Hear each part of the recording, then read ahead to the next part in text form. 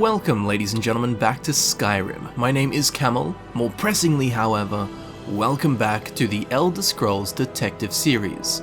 It's a series in which we investigate, curate, speculate, hypothesize, theorize, and quite often simply highlight and discuss enthralling, interesting, and hidden things that can be found within the Elder Scrolls games.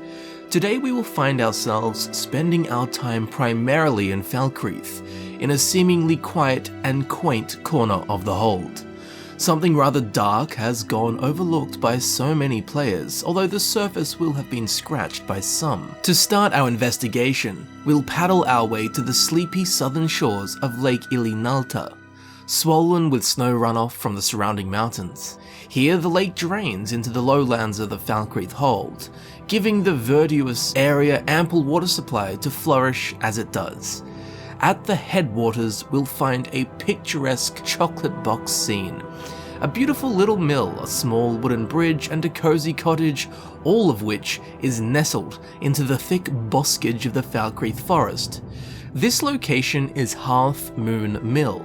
It appears to be quite well sustained, with just about everything one would need to live a quiet and simple life.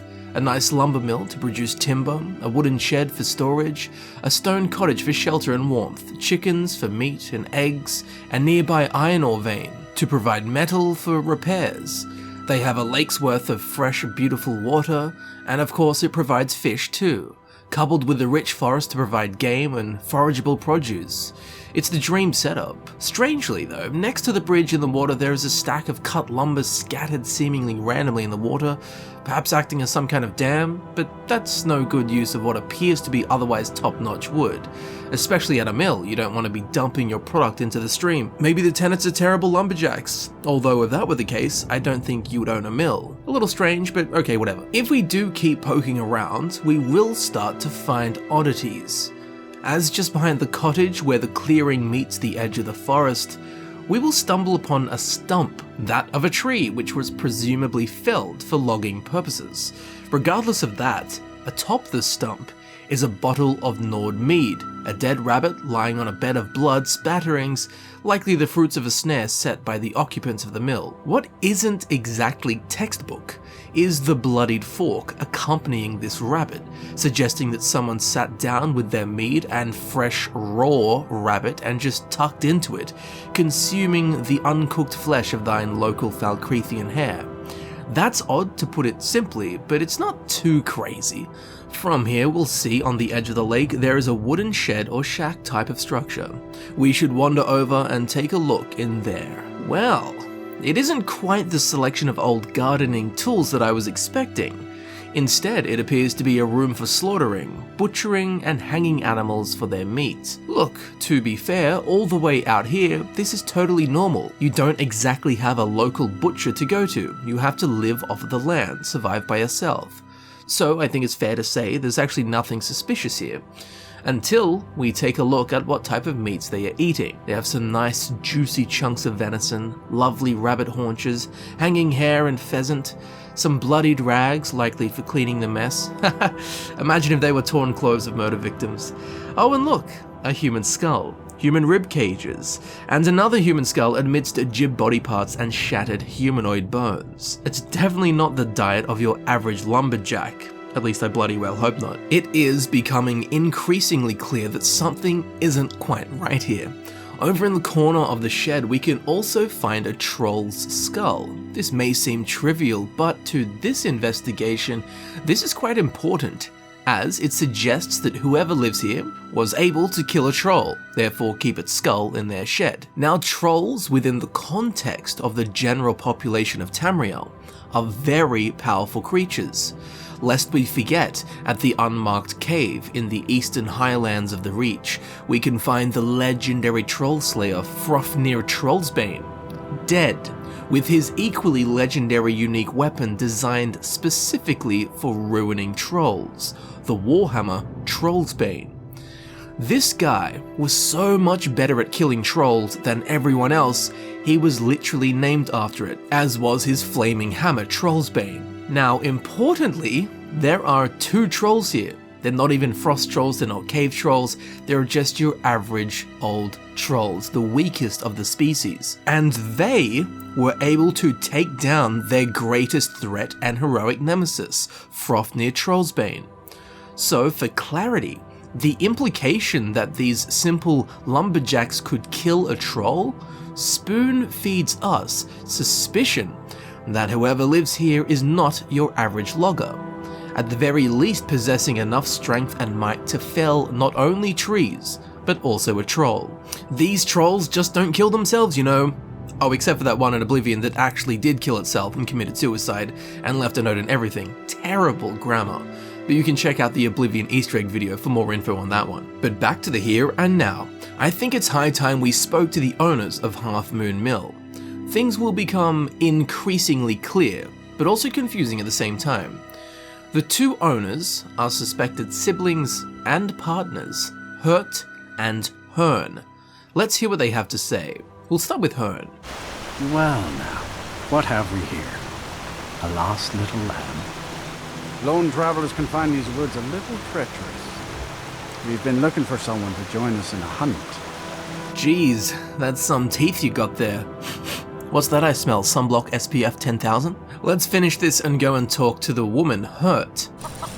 A guest? Oh my. Hern and I do so adore guests. These guards are such a bore. The patrols never seem to give us time to be alone, the nosy pests. Why don't you stay a while? No. So tell me, do you like it out here away from everything? Other people just make things complex.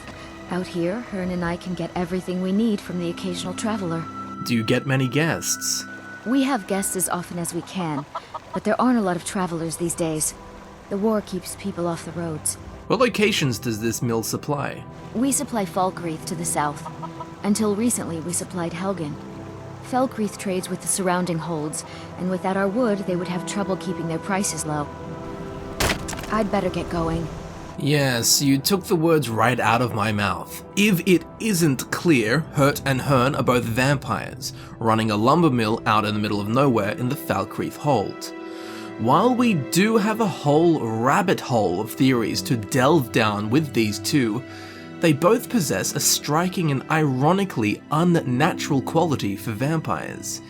They don't seem to be affected at all by the sun. And if they are being affected, it really doesn't show or seem to bother them. Now in the Elder Scrolls, vampires don't burst into flames the instant they see sunlight. They do get lowered stats, and in previous games it would actually damage you. But would Hert and Hern be walking around like this in the daylight if they were experiencing negative effects of the sun? Well, no. They live out here by themselves. They have no need to abide by the sleep and wake times of a social norm. They are free to do as they will, and they choose to be active and outside unprotected during the day. The beloved vampiric princess Serana, for example, covers herself in a hood as to protect herself as much as she can from the negative effects of the sunlight. Why? Because she is a vampire. Pretty much every vampire we encounter in Skyrim is hidden, tucked away, buried deep into the dark and forgotten crags of the ancient land, avoiding society and, of course, the pesky sun. Shall we not forget that the Dawnguard expansion revolved entirely around the Blood Prophecy, which aimed to block out the sun permanently, as so vampires may roam freely and rule the land. In short, the sun is a vampire's enemy. So how exactly these two are just wandering around during the day doing their thing is quite the mystery. Or is it? There are 3 known diseases that cause what is commonly known as vampirism within the Elder Scrolls games. We have the more common porphyric hemophilia, the less common sanguinary vampiris, and the third ancient strain Noxiphilic Sanguivoria, which comes directly from the source, Lemay Bealthag, also known as Lemay Baal or the Blood Matron, a Nedic woman who was the first vampire, a forced creation of Molag Bal. We won't go into details for monetization reasons. Now, vampires of the Noxiphilic Sanguivoria disease are not affected at all by the sun. They are only empowered by the light of the moon. Now, as far as I am aware, we haven't seen any vampires who are affected by Noxiphilic Sanguivoria since the Second Era. So, could Hert and Hern actually be super ancient vampires, or even descendants of this original disease and vampiric strain of Noxiphilic Sanguivoria? Well, as unlikely as that may seem, they do possess this uncanny and bewildering ability to daywalk. Not only are these specific strain of vampires unaffected by the sun, but as I mentioned, they are empowered by the moon. Perhaps that is where Hert and Hern got the name of their abode, Half Moon Mill. It's all very interesting and bloody food for thought, and as titillating and possible as that theory is, there is something else about these two that we must uncover the truth of. Hert and Hern, clearly vampires, besides of course this suspicious immunity to sunlight. But I want to ask the question, have they been accepted into society and are left to their own devices because they are out in the middle of nowhere causing no obvious bother?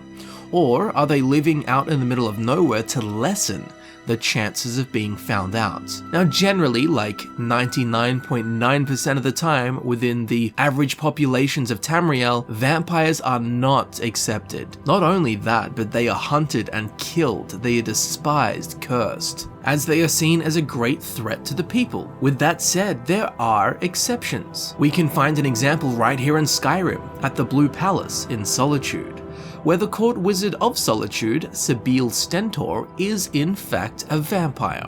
Not only this, but she has a very powerful position in the capital court of Skyrim. I do have a full video on Sebile Stentor exploring the very possible reality that she may very well be the true ruler of Skyrim, the player behind the chessboard, and I'd highly recommend that video for you. But her purpose in this video is highlighting that although almost unheard of, there are examples and cases of vampires integrating into society within Tamriel. And while in Sebile's case, it's never openly talked about that she is a vampire, most characters within the Blue Palace, aka the characters that spend time with her, have these kind of subtle hint, nudge, type of dialogues that heavily imply that they know she is a vampire. It's definitely not shouted from the rooftops, but it most certainly has not gone unnoticed and is not secret amongst the inner circle of political power and voice within the Blue Palace throne room. But is this the case for Hert and Hern? Have they quite simply been accepted into society? I don't think so. Going back to our last example, Sebile Stentor has great value as an aged and wise political mastermind, making the weight of her presence in Solitude Court much greater than the societal weight and threat of her vampirism. Whereas Hert and Hern, they cut wood. That's not really that valuable. Of course, it has value and has its place within society, but if you're going to make an exception for vampires to live amongst you, it's probably not going to be for Lumberjacks. It's far too risky to knowingly let vampires into Falkreath's population. Now, to concrete this secret hunch of mine that they haven't been accepted into society, well, the answer we seek lies within the Dark Brotherhood Sanctuary in Falkreath, where during their questline we'll be sent to Nazir to pick up some side missions. Well then, your timing couldn't be better. As it turns out, I've got 2 new contracts. One rather easy assignment, and another that should prove quite a challenge. Your first target is an orc bard named Lurbuk. The other is a vampire by the name of Hern. Happy hunting. Tell me about Hern. He's a vampire and has blended into human society for years. He's never far from his female companion, Hert, also a vampire. The contract is for the male Hern, but you'll probably have to contend with the female too. So for Sithis' sake, watch yourself. Ah, so the truth has been revealed. They are vampires that have blended into human society. They are in hiding. Thanks for the goss, Nazir. Now, the quest itself has no real weight to it, other than someone wanted Hern dead. Maybe they knew he was a vampire. Maybe he killed one of their loved ones. But another important question we should poke around is how dangerous are they? How much of a threat are they to the people of Falkreath and visiting folk? Well, as we hear from Hert's own mouth, Other people just make things complex. Out here, Hern and I can get everything we need from the occasional traveler. A statement with a very different meaning now that it's clear that she and Hern are vampires. So they have been killing people, and it might actually be worse than we thought. At the very least, we saw inside their shed they had a mixture of human bones and 2 human skulls. They have another skull inside their house, but we'll come back to their cottage later on to have a look around. Right now though, we have a minimum confirmed kill count of 3, but I fear that number may be much, much greater than that.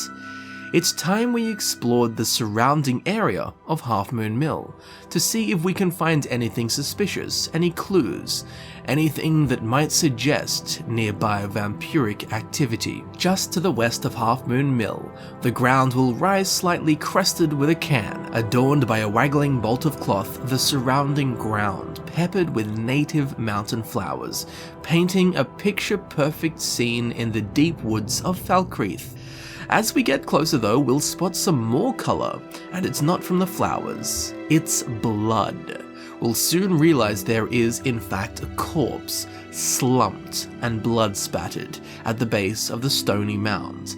A male dark elf. It looks like he was butchered and spread across the surrounding area by some kind of powerful beast or being, with blood sprayed all over the stone. Now you may also notice that he is particularly pale, as if all of his blood had been drained. After all, he is a dark elf, and a common trait amongst the Dunmer is being more on the dark side. And while we do get some skin color variations within Dunmer cultures and clans and bloodlines, this chap here is looking suspiciously porcelain, again, as if all his blood had been removed from his body. So the body of a guy who looks like he was killed and drained by vampires is lying no more than 100 meters from Half Moon Mill, which is run by Hert Hern, 2 confirmed vampires. If we take a look at the map, we can see that this guy's corpse is right next door, basically in their own garden. So it's more than likely this drained Dunmer is a 4th notch on the fang of the pair of blood-sucking parasites. To continue our exploration, to the southeast of Half Moon Mill there is a location known as Falkreath Watchtower. As we can see on the map, it's just around the corner from where Hert Hern the vampires live at the mill. It sounds normal enough, but as we push through the thicket and approach the entrance to the Stony Sentry, we'll begin to see that there isn't exactly normal decorations dotted around this place. It's all very macabre. Heads on spikes, gory bones rearranged into strange symbolic totems. If we climb the ruined tower stairs, we'll trace blood all the way to the top, where we can find a dead Khajiit woman. Her life juices spread, soul extracted. This is the doing of a Dunmer necromage who is hiding in the corner. A necromage being a necromancer, one who performs conjuration-based spells on the dead, reanimating corpses and bending the rotten to their will.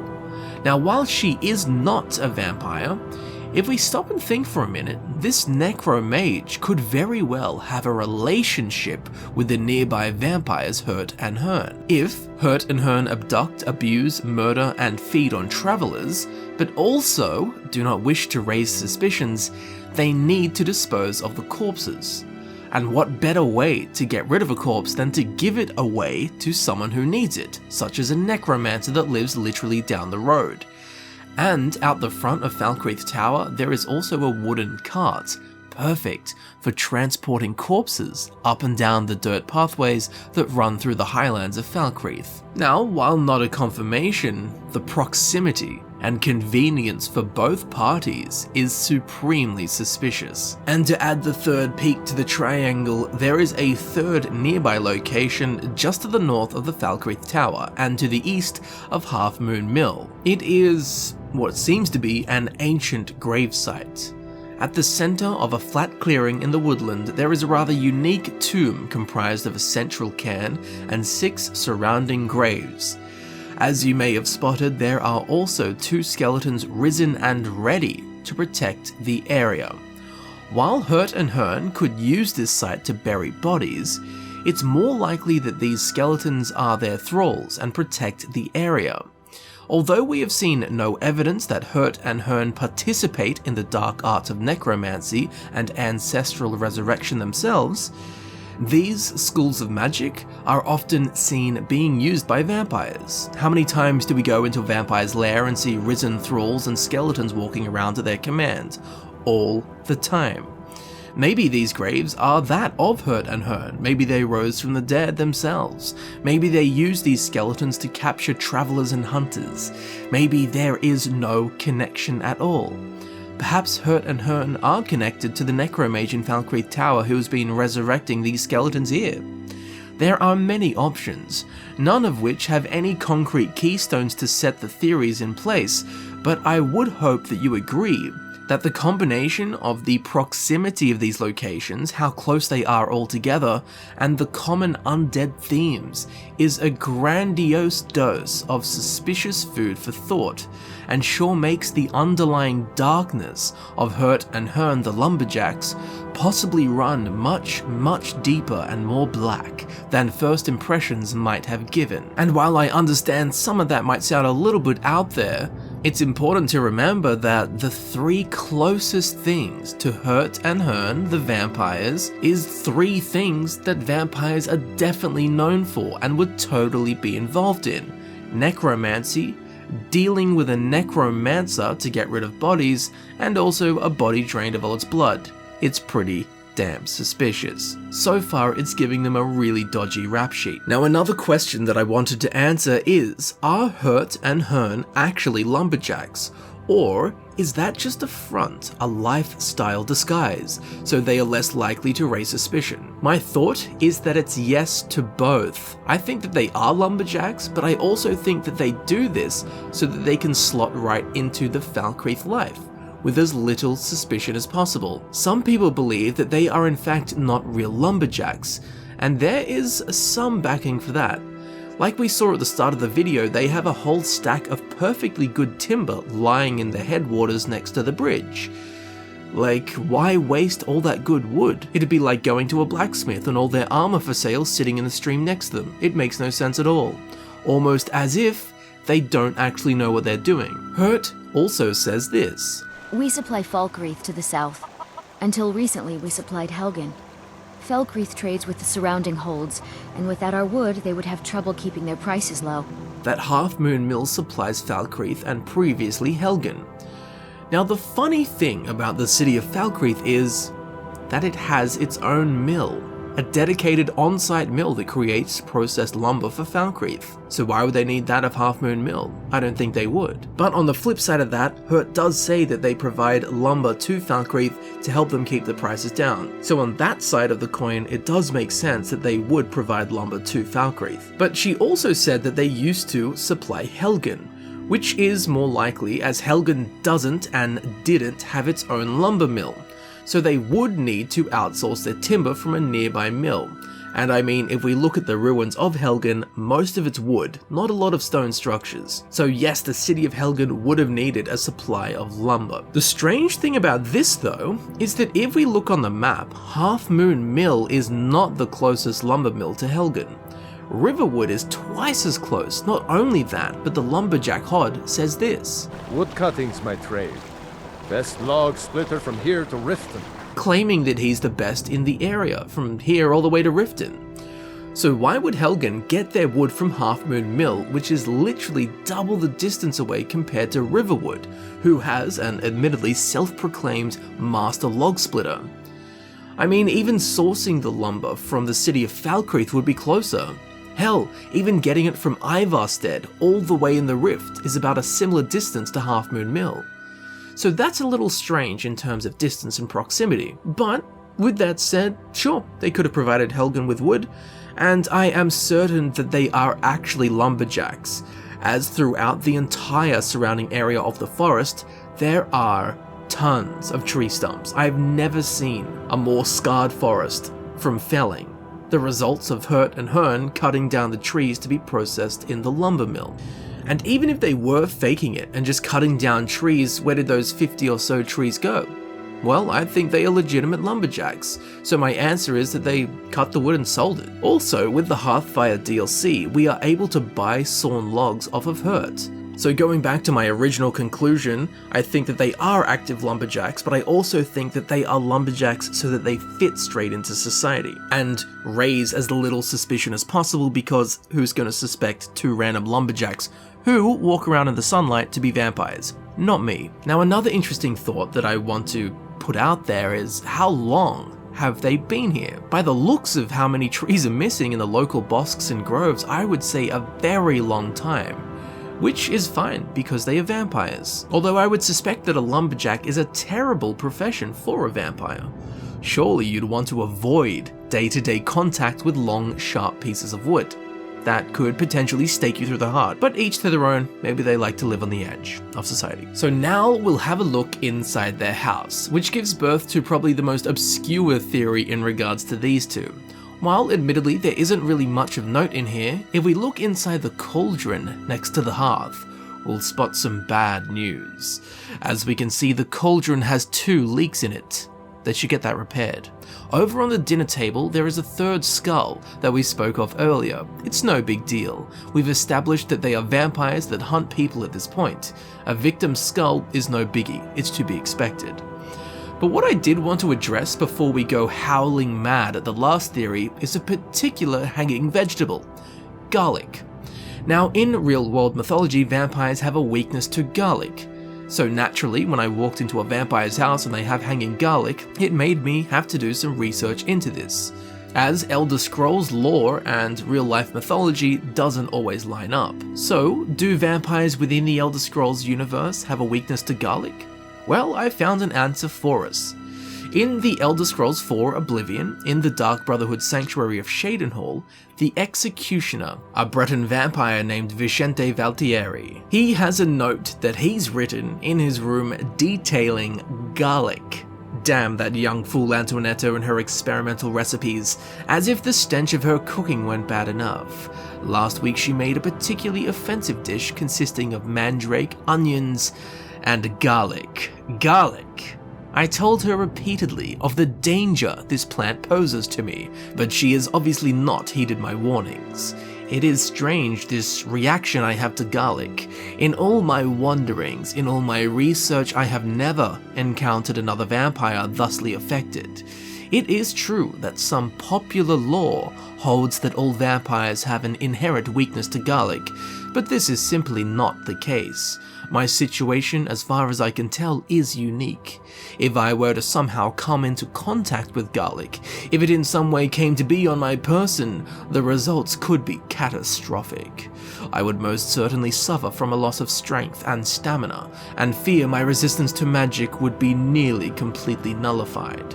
So please, Ochiva, as mistress of this sanctuary, I beg you to keep Antoinetta on a tighter leash. I love her as a sister, of course, but cannot be held accountable for my actions should she continue to disregard my personal safety. The tenets clearly state that one family member may not kill another, but I don't need to remind you there is no restriction against draining Antoinetta of a few pints of precious life's blood. Signed, Vicente. So, very curiously, but also importantly, vampires within the Elder Scrolls do not have a weakness to garlic, save for, of course, poor old Vicente here. Now, in turn, no.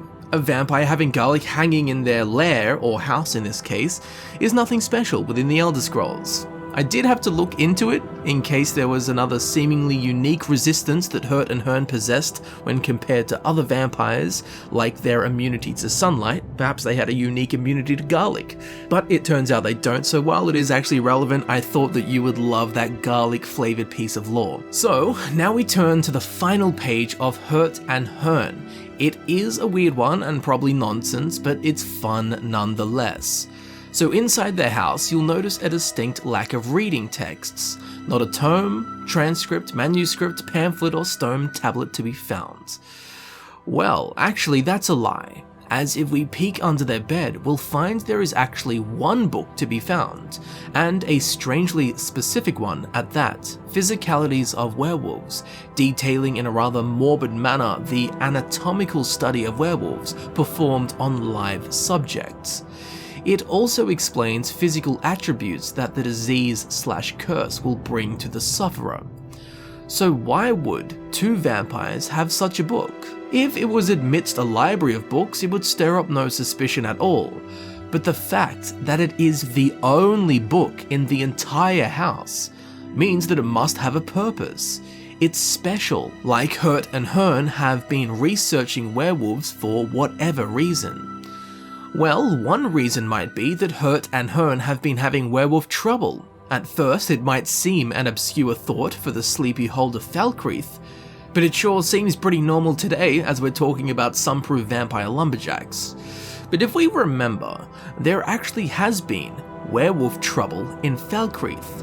The farmer Matthias lost his daughter to the visceral butchering claws of a werewolf, whom we can find in human form within the Falkreath jail, a man named Sinding, cursed with lycanthropy, no thanks to the Daedric prince of the hunt, Hircine.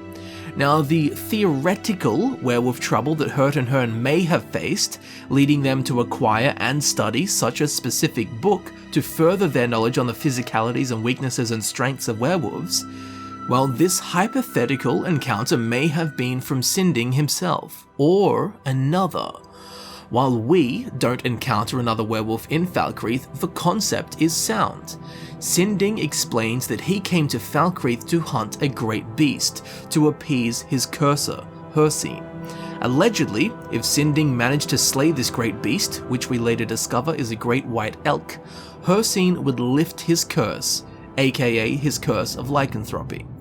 Now, if such an offer was made to Sinding, surely other werewolves would have had the same offer made to them by Hircine. This would potentially lead more than one werewolf to the hold of Falkreath in search of the great beast, which could very well explain why Hert and Hern have this seemingly random yet specifically passionate interest in learning about the physicalities of werewolves. That is the logical explanation of this book tucked under the vampire's couple's bed.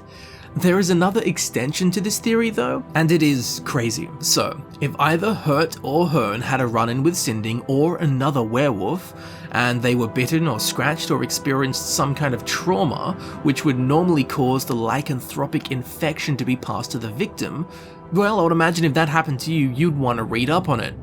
Now, assuming they did have an encounter with the furry kind, would Hert and or Hern fear their werewolf encounter left them cursed as a lycanthrope? If they did believe this so, they would be in fear that they will soon become a werewolf, right? Which would lead them to wanting to learn more about werewolves, so that they would know what the hell to look out for and to expect, which would explain exactly why they have this singular and very specific book. Now, while they may or may not have had an encounter with a werewolf, and they may or may not believe themselves to be infected with lycanthropy, all Elder Scrolls lore points towards this being impossible, as they are already vampires, which grants a complete immunity to disease. And there have also been no recorded cases of vampire/lycanthrope crossbreeds, ever in the Elder Scrolls histories. So even if we accept the idea that Hert and Hern had an encounter with a werewolf, it's seemingly impossible for them to be subject to the lycanthrope's curse. But if we want to extend on this further and go straight into La La Land, we can accept that Hert and Hern contracted lycanthropy while also being vampires. They would be half-breed monstrosities, but they would possess mixed and muddled abilities, disabilities, traits, attributes, and flaws, such as being vampires but also being able to walk in the sunlight, which is an ability they do possess. And if they were half vampire, half werewolf, maybe that's where they got the name of their mill, as Full Moon Mill would just scream of werewolves, but half vampire, half werewolf, Half Moon Mill. It makes sense. You know, a theory is strong when all existing lore denies it, but it kind of matches the name of a lumberyard. Again, ridiculous theory. Or is it? There is one gold coin in the coffer of impossibility. A vampire-werewolf hybrid, a werepire, a vam-wolf. I must show you both sides of this coin though. Firstly, I would like to preface this next piece with the concept of whatever is in the games is canon. this is something that's commonly used by people like myself when making lore-related content. The only information that we can take as confirmed canon lore is whatever is actually within the games. With that said, what you're about to witness was most certainly not intentional from Bethesda Game Studios, but it is in the game. In the Elder Scrolls III Morrowind's Blood Moon expansion, they introduced lycanthropy into the game. Vampirism was already a part of the base game, so now with that expansion, the two existed together. Now if your character is already a vampire, as my character is here, and you have and equip Hircine's ring and choose to activate it, it will fade to black and will get this 12 pixel cinematic showing a werewolf transformation, but once we come back to consciousness, what we now are is technically a vampire and a werewolf at the same time. As you can see, this thing is an absolute monstrosity, with the werewolf's head missing and in its place a faceless, bald vampire head protruding from the neck cavity. Now while werewolves and vampires are terrifying creatures, neither compare to the fear that this thing strikes into the hearts of whomever witnesses it. I'm sure you'll agree I would not want this thing running at me on a moonlit night, or any night, or the day for that matter. Now creating this vampire-werewolf hybrid was possible in a number of ways.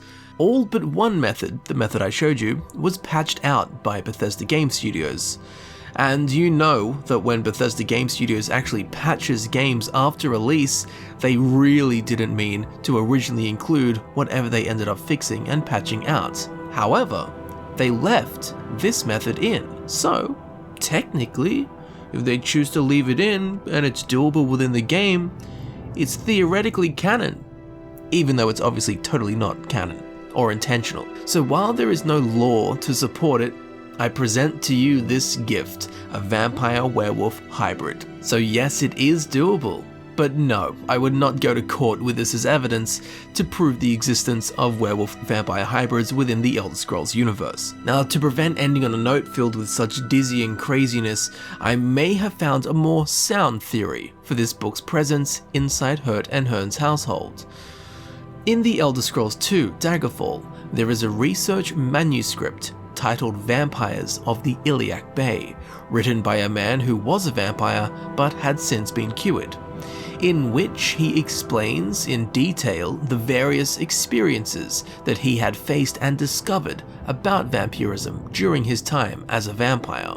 At one point, it is revealed that vampires can actually taste the difference between the blood of creatures, the same way we undiseased mortals can taste the difference between animal meats, or various fruits and vegetables, so too can vampires with the blood of varying creatures. As it states in the book, and I quote, "Orcs have a delicious, rich, brothy blood. Rats are a little too sweet for the only meal of the night. Werewolves are a real treat, almost decadent, the tincture between human and beast, a real gourmet's delight." So yes, that's right, werewolf blood is as good as it gets in regards to taste for vampires within the Elder Scrolls. So it could simply be that Hert Hern wished to learn about the physicalities of werewolves, their strengths, their weaknesses and such, as to catch one and sink their teeth into it for the feast of a lifetime. But whichever theories you accept or deny in regards to Hert Hern, it is undeniable that they have killed at least 3 humanoids, as we discover 3 skulls on their property. So yes, Hert and Hern are a danger to the population of Falkreath and its visitors. And while vampires within the Elder Scrolls can eat normal food, nothing will ever satiate their blood hunger other than blood. Some vampires have been recorded to resist the blood hunger, but this ultimately leads to crippling weakness, coma, and death. 3 things that Hert Hern do not seem to be experiencing, aka they have been killing and feeding on local mortals. They are proofed and proven to be deadly. While very interesting, they are overall a danger. So I do hope that you have enjoyed the journey, the discovery, and the story of Half Moon Mill. I'm very interested to hear your thoughts on these theories, or any theories that I've missed. What do you think the true nature of these two is? Could they actually be direct blood descendants of Limay Baal and the sun-proof disease line of Noxiphilic Sanguivoria? Are they mild human hunters, or are they working in conjunction with nearby necromages and raising skeletons from the local graveyards? Are they true lumberjacks, or is it all smoke and mirrors? It's all in a day's work when it comes to investigating the Elder Scrolls series and its many strange stories. So I do hope you learnt something new about the beautifully mad universe that these wonderful games take place in, the Elder Scrolls. If you have any information, facts, evidence, speculation, theories, or anything to do with Hert Hern, be sure to comment down below. I'd love to hear what you have to say. If you have any ideas for something that should be covered in the Elder Scrolls Detective series, be sure to let me know. I'll look into whatever strange and wonderful topics you present. If you enjoyed this video, please do me a kindness and leave a like. It makes the video look good. Leave a comment with your Elder Scrolls Detective ideas and your thoughts on our tanned vampiric friends. And of course, if you enjoyed this video and want to see more videos similar to this one, please subscribe. It helps me know that people enjoy these kind of videos and it will result in more of them in the long run. Be sure to click the little bell icon next to the subscribe button right here on YouTube so that you are notified when new Elder Scrolls Detective videos are uploaded. My other Elder Scrolls Detective video links can be found down in the description. Down there is also links to all of my social media. Be sure to check all of that out and keep up to date with what I'm doing. If you'd like to support the channel in a more personal way, you can become a patron on Patreon or support the channel right here on YouTube with the join button. As I'm sure you know, all of my time and energy goes into making these videos that I create for you to enjoy, so your support is most genuinely appreciated and welcomed in any and all forms. So thank you very much for watching, thank you for supporting the channel. I've been Camel and I'll see you very shortly in the next video. I'll see you there soon.